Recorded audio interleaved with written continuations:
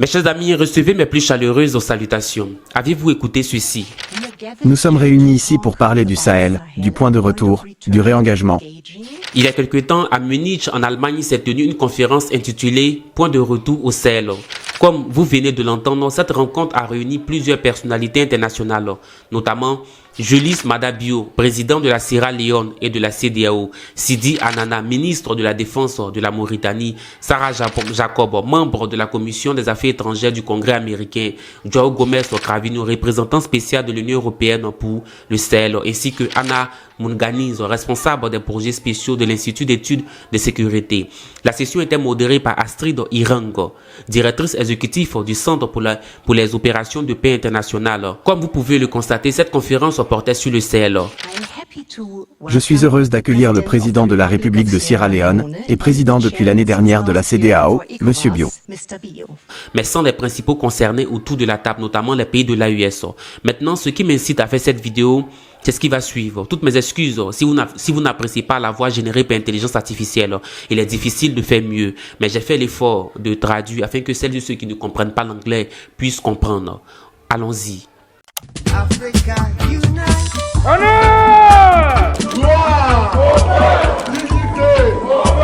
Pouvoir! Victoire! Vive l'Afrique unie et prospère. Vive la révolution! Alors mes chers amis, la conversation dure plus de 50 minutes. Je n'ai retenu que les éléments qui nous intéressent ici. Le premier point qui m'a le plus marqué, c'est le constat du président de la CEDEAO sur l'AES et le Sahel. Et c'est à lui qu'on demande comment l'UE peut revenir au Sahel. Après des années de relations tendues, comment l'UE et les pays africains peuvent-ils maintenant reconstruire des liens avec le Mali, le Burkina Faso et le Niger? Il dit qu'ils n'ont pas eu de relations étranges avec ces pays alors qu'ils ont voulu bombarder le Niger. Il va plus loin en parlant de la géopolitique. Nous n'avons pas eu de relations étranges avec ces pays. Je me suis rendu dans 2 de ces pays à plusieurs reprises pour dialoguer avec eux. Car en tant que jeune officier militaire, j'ai hérité d'une situation similaire à celle que j'ai aujourd'hui. Mais bien sûr, la géopolitique et d'autres facteurs extérieurs à notre région alimentent cette situation. Et comme vous le savez, quand l'UE parle de la géopolitique avec les États africains ces derniers temps, il regarde forcément dans la direction de la Russie. Avant de revenir au président de la CEDEAO, écoutez ce que dit le représentant de l'Union européenne sur l'affaire géopolitique. S'il vous plaît maintenant votre intervention ou vos réflexions sur la manière de réagir au récit russe. Quelle est l'approche de l'Europe et comment maintenez-vous l'Europe unie sur cette question spécifique? Merci beaucoup. Quand nous parlons de l'influence russe au Sahel, je pense qu'il est très important de dire à nos amis sahéliens, nous nous intéressons au Sahel à cause du Sahel. Nous ne nous intéressons pas seulement parce que nous avons une compétition géopolitique en cours avec la Russie. Cependant, cette compétition géopolitique est une grande partie de la raison pour laquelle la Russie est là. La Russie est là parce qu'elle est intéressée par l'idée de s'établir dans ce qu'elle considère comme le ventre mou de l'OTAN. Je suis très inquiet car lorsqu'elle finira par manifester une volonté d'aller à la table des négociations pour parvenir à une sorte de règlement concernant son invasion de l'Ukraine, la Russie restera toujours la Russie et la Russie restera toujours intéressée par le fait d'avoir un levier, d'avoir la capacité de troubler la paix dans le flanc sud de l'OTAN, l'Europe du Sud. Par conséquent, elle aura une énorme capacité excédentaire de personnes dont elle ne veut pas le retour dans ses villes et villages, des gens qui étaient déjà des criminels avant de partir et qui sont maintenant aguerris au combat. Et ces gens, elle ne sera que trop heureuse de les envoyer au Sahel. Donc, alors qu'aujourd'hui nous avons 2000 Russes au Mali, je soupçonne que nous pourrions facilement en avoir 20 000 là-bas. Et leur capacité, jointe à l'investissement de la Russie dans la désinformation, peut sérieusement déstabiliser, à moins que nous ne parvenions à travailler très bien avec les Sahéliens au cours des prochains mois et années. Nous devons reconquérir leur confiance et pour ce faire, nous devons remodeler notre approche. Nous avons cependant les instruments pour le faire maintenant. Comme vous le constatez, le grand Manoutou, c'est la Russie. La Russie va faire ceci, la Russie va faire cela. C'est la Russie qui fait tout. En ce qui les concerne, ils doivent tout faire pour regagner la confiance des leaders sahéliens. Et voici ce que dit le président de la CEDEAO à ce sujet. Nous, dans la région du Sud, les Européens ont fait des efforts pour nous rejoindre, mais ils ont besoin d'une plateforme, et nous essayons d'avoir une stratégie qui englobe les préoccupations de tous les partenaires intéressés par la résolution de ce conflit. And we are trying to have a strategy that we encompass the concerns of all of. Donc, la CEDEAO réfléchit à une stratégie qui englobe tout le monde. Mais quand on écoute le représentant de la CEDEAO, son ton est très alarmiste. Pour lui, la situation va de mal en pire. Quelle est votre évaluation de la situation au Sahel? Veuillez planter le décor. La situation au Sahel n'est plus seulement une affaire sahélienne. C'est une crise régionale et elle doit être vue sous cet angle. Je l'appellerai une crise de convergence parce que de multiples facteurs mènent ou alimentent réellement la crise telle qu'elle est. Parce qu'elle a la possibilité d'engloutir toute la région du Sahel, nous disons que lorsque nous pensons à résoudre cette crise, nous ne devrions pas avoir de solution spécifique au Sahel ou uniquement pour le Sahel. Elle devrait impliquer l'ensemble du Sahel, mais aussi le golfe de Guinée et le reste de l'Afrique de l'Ouest. Oui, si tout le monde parlait d'une même voix, la situation pourrait se régler plus rapidement. Mais déjà, le fait d'affirmer que la situation se dégrade crée un point de divergence. C'est un peu comme si le président de la CEDEAO ne reconnaissait pas les efforts fournis par les autorités sahéliennes actuelles. On a même l'impression qu'il reprend le narratif du chef d'état-major de l'armée française. À l'issue d'une réunion tripartite tenue récemment à Cotonou entre les chefs d'état-major des armées de Côte d'Ivoire, de France et du Bénin, un des officiers, en l'occurrence le chef d'état-major de France, a déclaré que depuis votre prise de pouvoir, la situation sécuritaire s'est fortement dégradée, on dirait même catastrophique. Que répondez-vous à cet officier, Monsieur le Président? Il est français, non? Qu'il s'occupe de ses oignons. Nous sommes burkinabés, ça ne le regarde pas. Il faut qu'il comprenne ça. Tout ce que moi j'ai dit, quand quelqu'un parle de nos pays, c'est une insulte pour nous. Ça veut dire qu'il nous voit en sous-homme.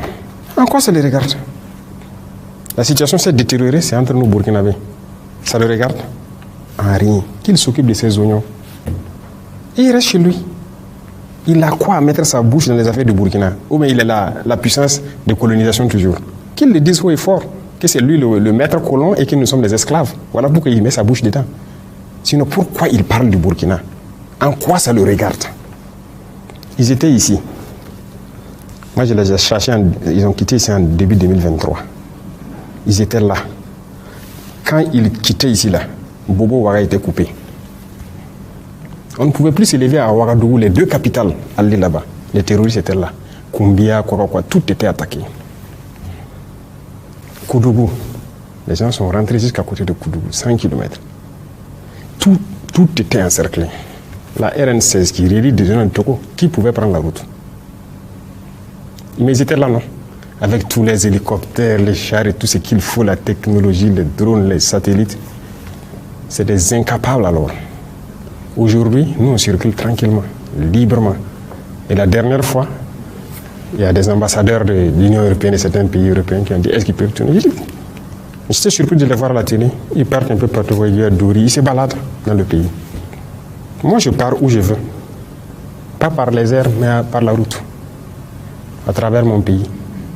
On ne peut pas se lever ici à l'ouest jusqu'à Gawa, aller faire ce qu'on veut, revenir, aller à Tinkodo. C'est impossible. Ce sont des Burkinabés qui sont battus pour reconquérir nos terres. Et si ça, c'est pire, c'est bien sûr pire pour lui. C'est pas bon pour lui. Notre avancée là, c'est dangereux pour la France. C'est dangereux, c'est pas bon qu'on reconquiert nos terres. Donc, comprenez qu'il a raison. Quand il parle, c'est pas pour notre bien à nous, c'est pas pour notre peuple, c'est pour eux leur bien. Et ils nous veulent dans l'insécurité. Et qu'ils viennent. Le président de la CEDEAO poursuit. Selon lui, les leaders sahéliens devraient être réceptifs à ces propositions. Je crois donc qu'il faudrait que mes collègues, dans les trois pays, aient une vision mondiale, qu'ils comprennent où va le monde, qu'il est dans un état de flux, comme vous le savez tout. Les choses se passent si vite, et nous avons plus de 400 millions de citoyens en Afrique de l'Ouest qui ont besoin d'un développement socio-économique. It is in a state of flux, as you all know. Things are happening so quickly and so fast. And we have over 400 million citizens in West Africa that need socio-economic development. So we don't want to be bogged down. Nous ne voulons donc pas être enlisés par une seule situation. Ils devraient aussi faire l'effort, tout comme nous faisons l'effort de dialoguer avec eux. Ils devraient être réceptifs à ce que nous leur proposons.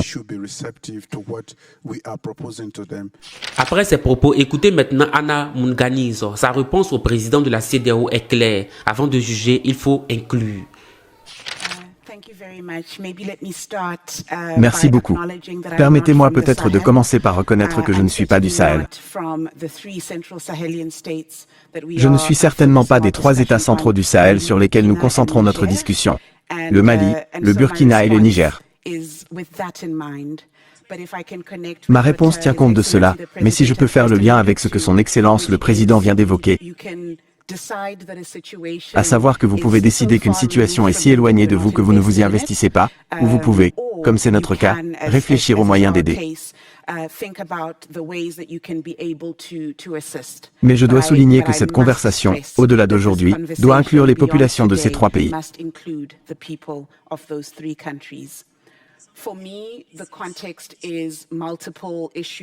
Pour moi, le contexte est fait de multiples problèmes et conflits. D'une part, nous avons affaire à 3 pays où l'âge médian, le plus âgé étant le Burkina Faso avec un âge médian de 18 ans, les 2 autres ont moins de 16 ans. Vous avez donc affaire à une population jeune, une population pour laquelle beaucoup des préoccupations que nous avons, même en ce qui concerne la démocratie et les droits de l'homme, peuvent passer au second plan. Fondamentalement, les moyens de subsistance, la nourriture, la sécurité, la stabilité, l'éducation sont essentiels pour les populations de ces pays et la façon dont nous en discutons doit, je pense, le reconnaître. Ensuite, bien sûr, nous avons certains des problèmes auxquels le président a fait allusion, à savoir le banditisme, l'extrémisme violent et le terrorisme, qu'il est difficile d'arrêter si vous le maintenez comme un problème de niveau national. Cela nécessitera toujours une action et une réponse régionale, j'en resterai peut-être là. Enfin, voici ce que je voulais partager avec vous aujourd'hui. Apportons une graine d'onde positive à celles et ceux qui décident de prendre leur destin en main sans rien attendre ni demander à personne, plutôt que de les servir constamment des ondes négatives. J'espère vous lire très prochainement. C'était Nanou. N'oubliez pas de me dire ce que vous en pensez.